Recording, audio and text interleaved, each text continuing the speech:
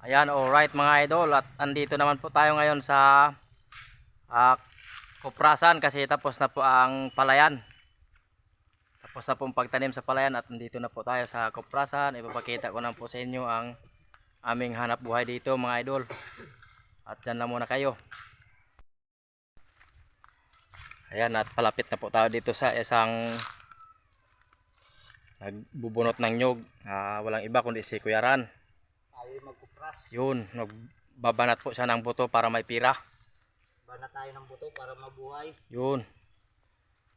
At naninggarilyo pa siya idol Pampatay ng lamok dito kasi masukal dito mga idol. Maraming harukhok. Yung nangagat sa kalabaw. Lalaban tayo sa kahirapan. Yun. Labanan ang kahirapan kaya sa pagsipag lang no.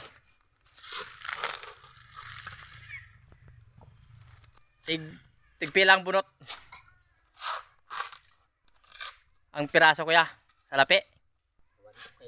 60-40. Pwede na 60-40. Bawat isa ay 60 centavos lang mga idol. Ang kupad talaga kumita ng pira. Maluwan lang magkita dito sa amin ng pera basta yung kuprasan. Yun. Kupras at palayan lang. Manahin nyo. Manahin nyo.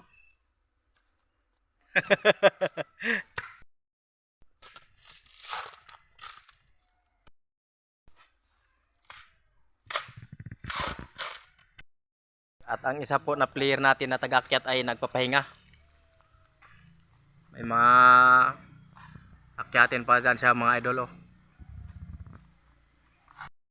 Kasi itong hirap talaga na mag-akyat at baba.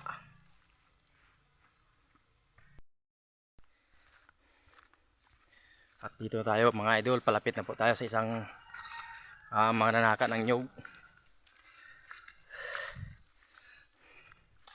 Atin naman po itong ngayon ang ating buhay kahirapan.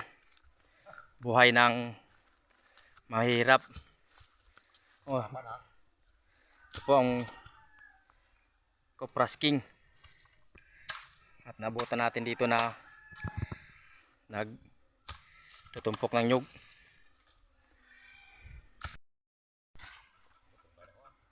Ilang.